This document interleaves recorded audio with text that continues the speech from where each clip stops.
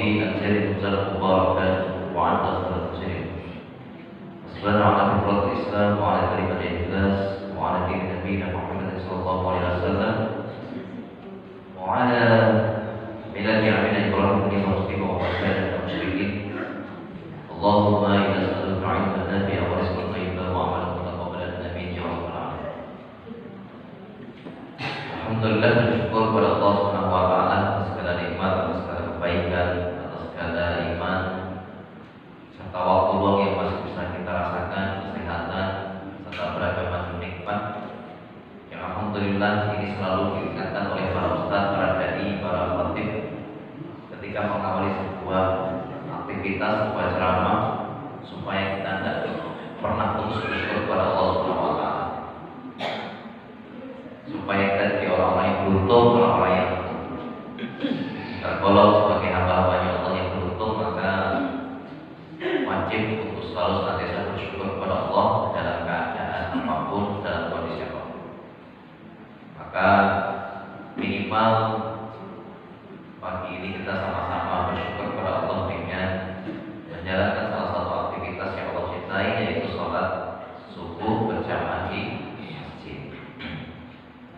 Salawat serta salam kepada Rasulullah kita Nabi Muhammad sallallahu alaihi wasallam beserta seluruh keluarganya, beserta seluruh sahabatnya, beserta seluruh turunannya, dan semoga juga sampai kepada kita kelak syafaat yaumul qiyamah. Amin ya rabbal alamin.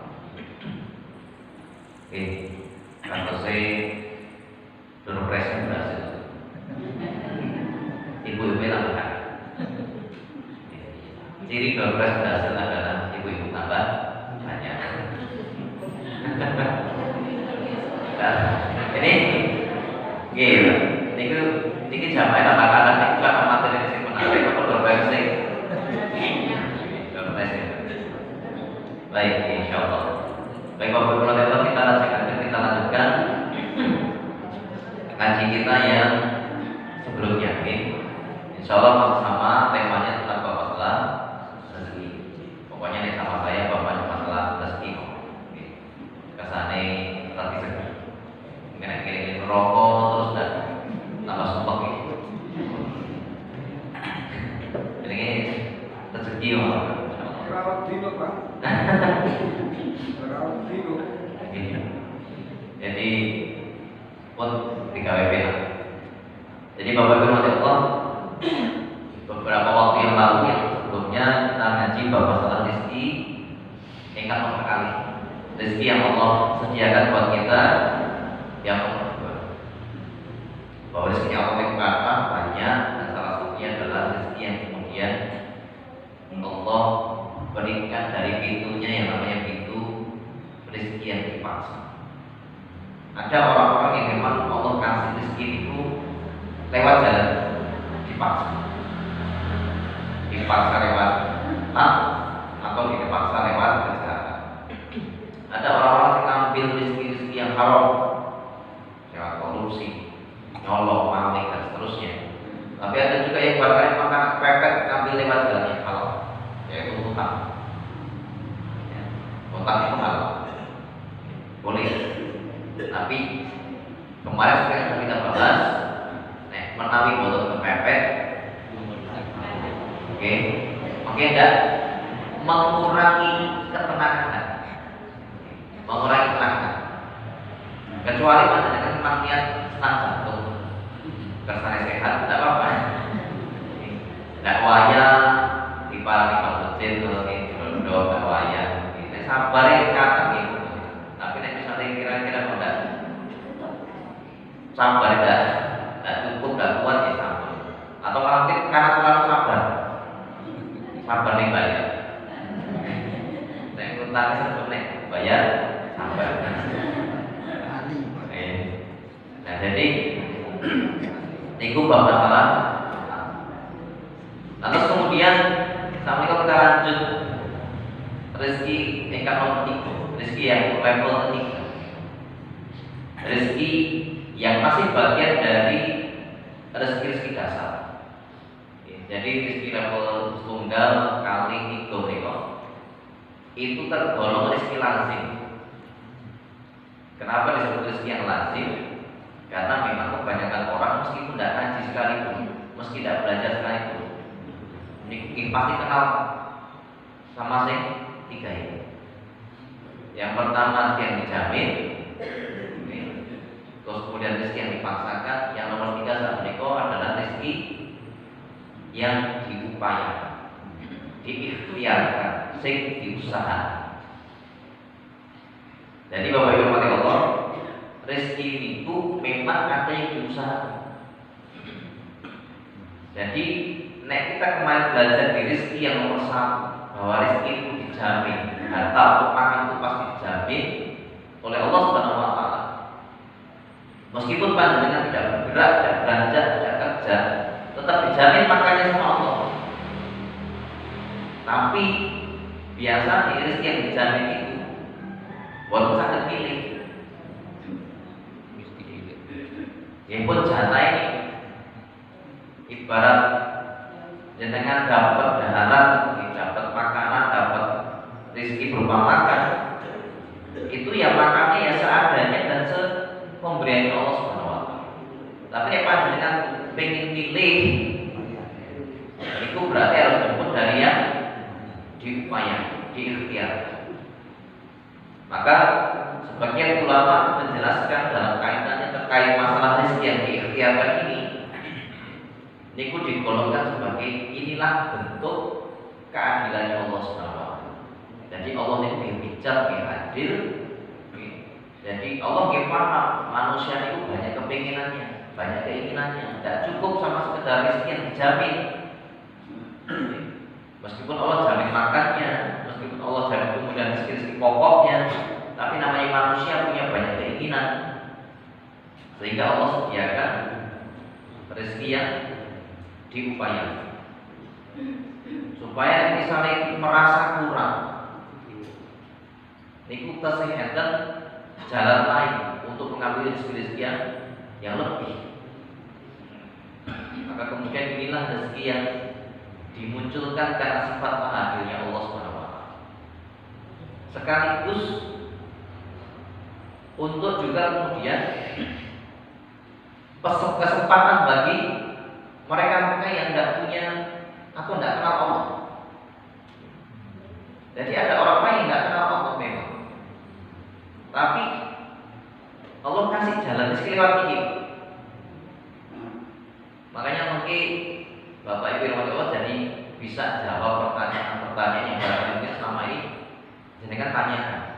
Ustaz, itu ada orang sing boten sholat, ada orang yang tidak muslim, ada orang sing boten sedekah, ada orang yang kemudian uripe tidak pernah ibadah tapi kenapa kaya, kok sugih.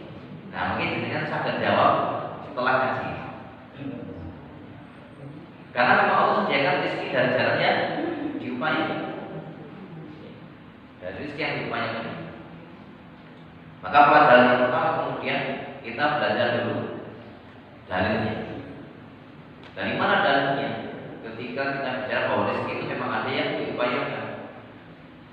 Ketika Allah Subhanahu Wa Taala kemudian berfirman di surat Al-A'raf, Allah menyampaikan, Inna Allah la yughayyiru ma biqaumin hatta yughayyiru ma bi anfusihim.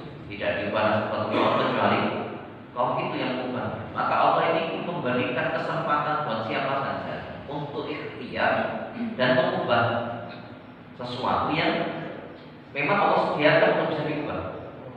Salah satunya adalah berapa banyak rezeki yang bisa panjenengan tampung.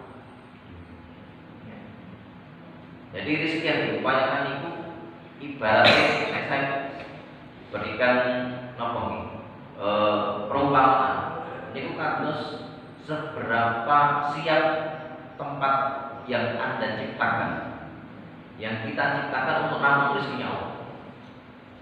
Enten sing kemudian ngagem ciduk gayung, enten sing ngagem ember, enten sing ngagem baskom. Tergantung apa? Tergantung ilmunya. Maka ikhtiar itu Bapak Ibu yang Allah, ikhtiar itu biasanya tidak pernah jauh-jauh dari dua ilmu. Ikhtiar itu tidak pernah jauh dari dua syaratnya. Yang pertama, orang itu dikatakan ikhtiarnya itu benar kalau ilmunya pas, kalau ilmunya sesuai. Maka tidak bisa sekedar bergerak itu disebut ikhtiar, tidak bisa. Ikhtiar itu bukan sekedar bergerak. Ikhtiar itu ternyata adalah butuh ilmu. Makanya dalam ilmu bisnis ini, dalam dunia dagang ini, ilmu bisnisnya orang-orang yang di barat pinter itu, mereka sampai punya rumus. Rumusnya ini kan ilmu dikali usaha sama dengan hasil. Coba diulang, ilmu dikali usaha sama dengan hasil. Jadi ilmu ketemu usaha ini hasil. Dan saya ingin hasil nih, bukan sekedar usaha, supaya dengan paham diganti. Ilmu dikali usaha sama dengan hasil. Saat ini diganti angka, diganti kali angka, kesannya dengan paham. Hasil niku kalau ganti angka 100. Hasilnya kalau ganti angka 100. Ilmu ini kalau ganti angka sudah siji. Siji ping titik-titik pinter kesannya ada 100. Berarti siji ping 100 sama dengan 1. Berarti nek ilmu ini guru siji pengen itu 100, usahanya kudu pinter 1. Berarti nek ilmu ini sithik, usahanya kudu banyak, harus banyak.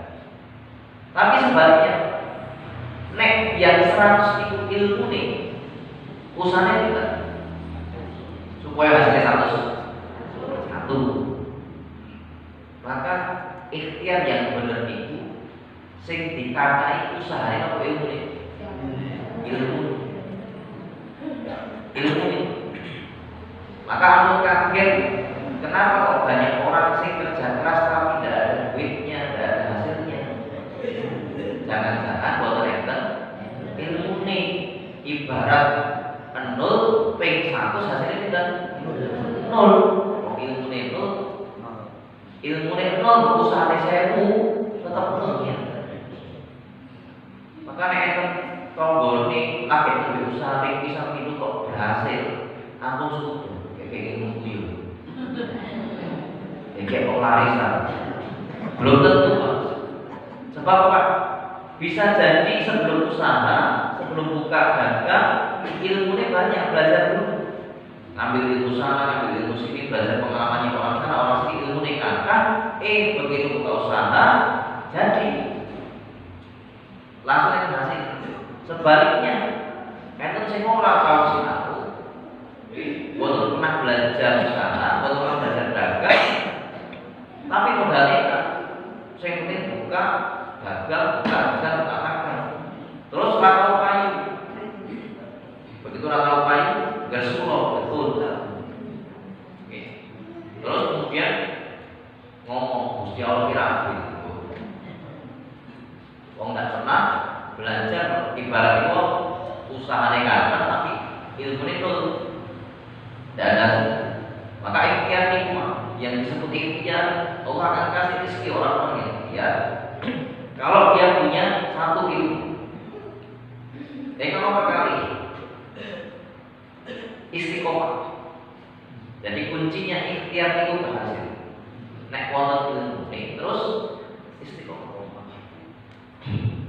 Nek wonten istiqomah tidak ada hasilnya. Maka orang yang ikhtiar itu harus istiqomah. Tidak boleh sekali nyoba terus berhenti. Tidak boleh.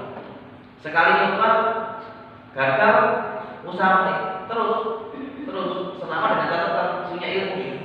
Selama punya catatan ada ilmunya, usaha berkali-kali pasti ketemu. Maka kalau bicara kalimat Allah ini, ya, kalimat itu la haula wala quwata illa billah. Tidak ada daya dan upaya kecuali atas izinnya Allah Subhanahu wa taala, kehendaknya Allah. Coba dicermati kalimat la haula wala Berarti sing kudu dipol-polke pertama niku usaha. Jangan apa-apa kemudian ini zaman ini penyakitnya orang sekarang.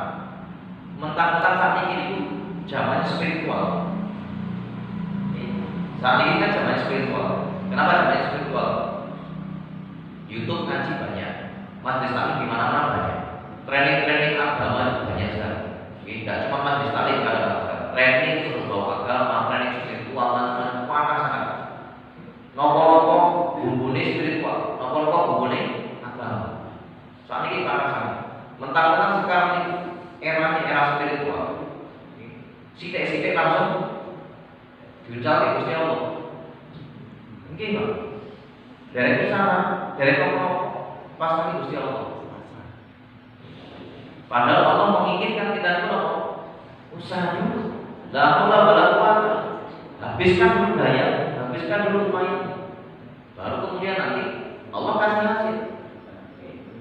Jangankan kita, sekelas para nabi, sekelas para keluarganya nabi, itu dia pun soalnya. Contoh misalnya,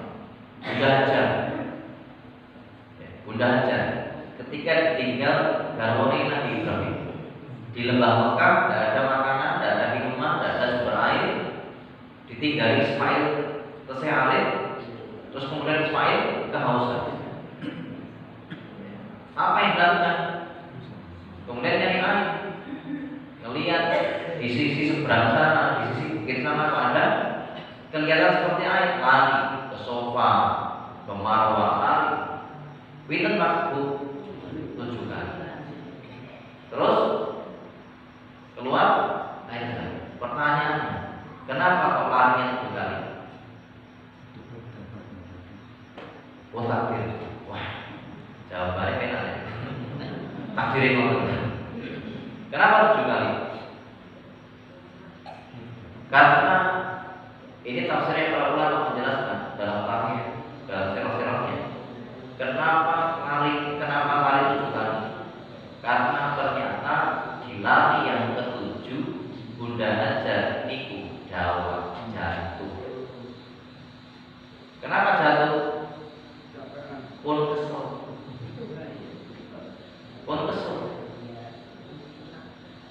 Begitu pun capek, begitu sudah capek, sudah lelah, baru kemudian Bunda Hajar dikasih hadiah sama Allah, air Zam-Zam. Dan air Zam-Zamnya munculnya di mana? Di kakinya Ismail, Pak. Boten di sofa, boten di marwah. Padahal saya boleh sofa kali marwah. Wong lain sofa kali marwah, bentuknya mata. Oke, tempat Ismail diletak. Kenapa? Karena Allah ingin manusia itu ikhtiar, usaha, istiqomah dulu, tidak cuma sekali, 2 kali, habiskan dulu daya upaya sampai pun telas, habis sudah, baru serahkan Allah SWT. Niku cara yang benar. Jadi ikhtiar niku ampun kesusu terus dipasang dengan dosa pun untuk mau usaha deh. Ikhtiar saya maksimal belum usaha maksimal memperbaiki rumah tangga, terus dijuluki kalau mau terlalu enteng kadang-kadang. Belum istrinya belum diperbaiki, suaminya belum diajak rembukan, belum diajak ngomong yang baik. Begitu melihat belakang rumah tangganya mau bubar, sekarang bubar ya. Banyak yang gitu kadang-kadang. Anak juga begitu, anak belum ikhtiar betul jadi anak sudah nyerah sama anaknya kadang-kadang. Wes sekarang kita berbicara kali ya. Kita itu terlalu gampang kadang-kadang menyerahkan hasil sebelum ikhtiar maksimal. Padahal Allah pengennya. Contoh yang kedua, contoh yang berikut. Nabi Musa alaihissalam misalnya, ketika Nabi Musa lari dikejar-kejar kali tentaranya Fir'aun.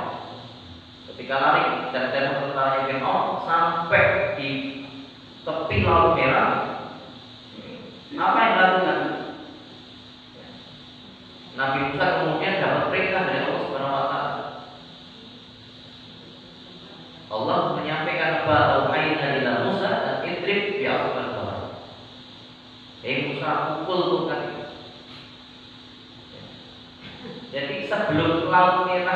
sebelah, Pak. Allah minta pukulkan tongkat, pukulkan. Padahal pukulan tongkat itu kira-kira sebenarnya sampai sebelah laut, tidak efek nyiprat kok. Begitu. Tapi disarat. Ibaratnya Allah itu tanpa Nabi Musa harus menggerakkan apapun. Allah berkehendak, Allah punya kuasa. Lakukan belah. Wah, Allah punya kuasa. Seandainya Nabi Musa itu bergerak, tidak ngapa-ngapain, kebelah dan Allah tetap kebelah yang Allah bersama. Tapi Allah tidak mau. Allah minta Nabi Musa pukulkan sebagai syarat biar nanti orang-orang setelah kamu, ya termasuk kita biar paham bahwa sekelas mukjizat saja ini butuh usaha. Sekelas mukjizat saja butuh usaha. Dan kita tidak punya mukjizat, tidak mau usaha. Maka kalau ada orang masih panas, masya Allah, kebangetan betul. Karena sekelas mukjizat saja butuh usaha. Sekedar obat, meskipun ikhtiar itu tidak selalu hasilnya itu sesuai kehendak kita, tapi Allah menginginkan kita usaha bergerak sebagai bentuk ibadah kepada Allah. Alhamdulillah masih punya tangan, punya kaki, punya pikiran, punya tenaga, punya waktu, punya sehat. Nah itu dipakai di ikhtiar.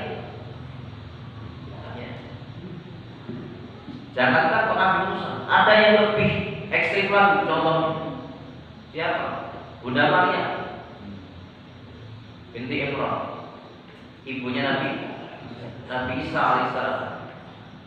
Ketika dalam keadaan hamil besar,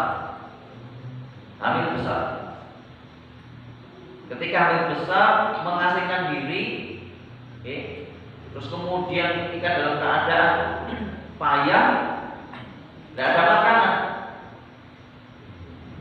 Apa kata Allah lewat malaikat Jibril waktu itu? Utus malaikat Jibril. Kemudian malaikat Jibril memerintahkan wa huzzi ilaik, dan goyangkan itu apa? Pohon kurma. Minta orang yang lagi hamil, sing lebih bobot, gede tua, nying tenagane kalah positif. Kira-kira kuat apa lemah? Nek goyang itu kurma niku ubah napa mboten? Mboten. Kayak ya. Lho, orang kowe kok mana? Jadi kan kita nanti ukuran nanti haji. Kalian pohon kurma besar. Itu laki-laki dewasa saja goyang belum tentu gerak.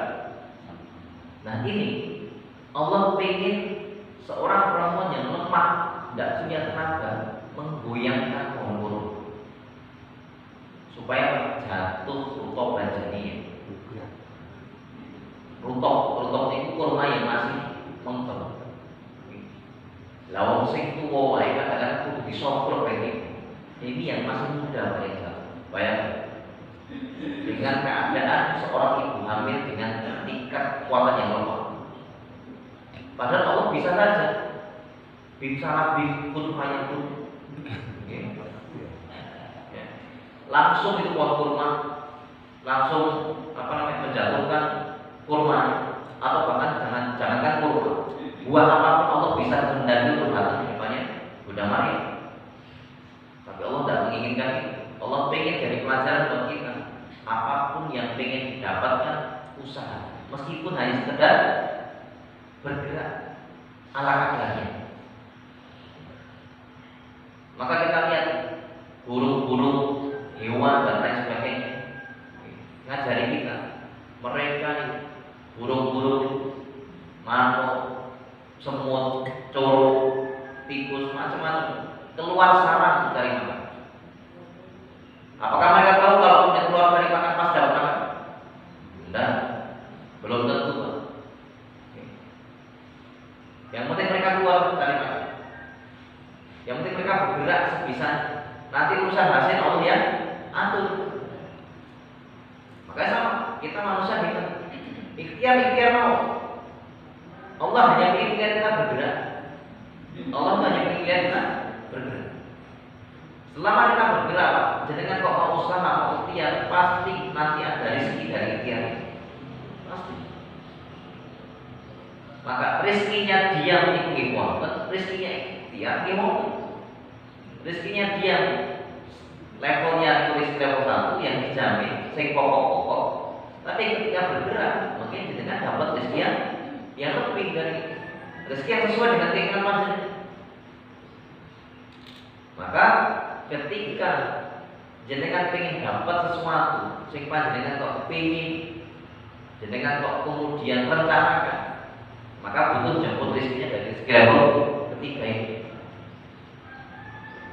Rezeki level ketiga ini jenengan ambil dari ikhtiar, dan syarat ikhtiar tadi itu dua itu, jenengan punya ilmu dan istiqomah, dan harus juga panjenengan pengen punya rezeki. Sebab ketika seseorang itu sudah bergerak, maka dia nanti kemudian akan memperlihatkan keadilannya Allah Subhanahu wa taala. Maka nek jenengan kemudian melihat ada orang-orang sekarang sholat, orang sedekah kok sugih, bisa jadi karena dia punya ikhtiar yang ada ilmunya. Meski ramah sholat, andai tidak sedekah, andai kemudian tidak kenal Allah sekali, terus buka toko, buka ruko di pinggir jalan yang strategis, produknya enak, ibarat makan misalnya, jual makanannya enak, produknya ya bagus, pelayanannya ya bagus, terus ngagem strategi marketing, brosur dan lain-lain sih komplit dan lain sebagainya. Kira-kira laku, naik botol laku malah mau dari. Maka sekarang kita bisa jawab kenapa kok banyak orang-orang yang meskipun tidak kenal Allah, meskipun tidak sedekah, meskipun tidak sholat, meskipun tidak sembahyang, kok ada juga rezekinya. Karena bisa jadi dia secara tidak sengaja ngambil rezekinya Allah dari jalan ini, dari jalan ikhtiar yang ada ilmunya. Karena berlaku hukum jika makan itu nek A, ya mungkin hasilnya B, nek B hasilnya A, C hasilnya B, dan seterusnya. Itu pun sunatullah. Maka urusan sunatullah ini tidak melibatkan urusan iman apa enggak. Karena Allah sudah menyediakan itu di wilayah sunatullah. Saya kasih contoh misalnya kan, supaya paham. Ada orang yang lapar, terus kemudian makan 2 piring, 3 piring. Kenyang apa betul? Kenyang. Padahal tidak ada bismillah. Tetap kenyang betul? Tetap kenyang. Berarti perannya bismillah, perannya kenyang apa betul? Perannya bismillah sekali kenyang apa betul? Tidak. Perannya bismillah tidak mengenali kenyang apa betul? Sama seperti ketika orang dagang dengan cara yang benar, meskipun dia tidak iman ke Allah, meskipun dia tidak kemudian kenal Allah, meskipun dia kemudian tidak sholat dan sembahyang, cara dagangnya benar, untuk apa? Untuk. Terus fungsinya iman apa Ustaz? Terus fungsinya kita yang orang Islam ini apa? Nah, itulah kemudian bedanya kita sama yang tidak Islam. Inilah bedanya yang Muslim sama yang bukan Muslim. Kalau kita orang Islam, tidak cuma sekedar nyari banyaknya, tapi nyari berkah. Jangan bisa kenyang makan 2 piring, 3 piring tidak pakai bismillah, tapi tidak barokah. Orang ngantuk tidur, nggih seger ngantuk iman, tapi tidak baca bismillah, tidak barokah, tidak jadi ibadah. Ada orang yang buka toko, dagang, ketika dia kemudian tidak ibadah kepada Allah, tidak niatkan ibadah, ya cuma sekedar dapat banyaknya saja. Nah itu bedanya kita sama yang lain. Maka pentingnya kita kenal sunatullah dan sunat Rasul, digabung menjadi keberkahan. Maka prinsipnya keberkahan, rumusnya keberkahan, sunatullah ditambah sunat Rasul, ikuti caranya Rasulullah. Makan dipakai tangan kanan, baca doa, duduk. Tidur ya sama, tidur baca bismillah, syukur-syukur wudhu sebelum tidur, baca trikul ya.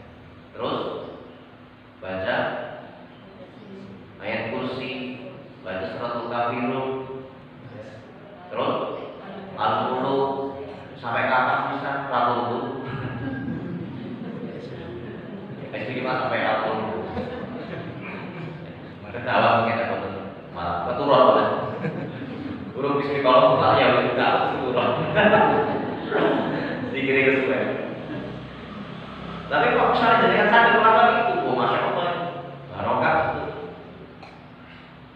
Maka kita ini orang Islam mencari berkahnya.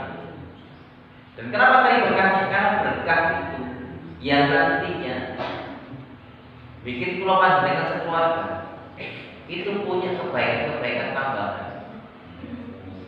Karena para ulama kemudian menjelaskan salah satu definisinya keberkahan, salah satu artinya keberkahan itu apa?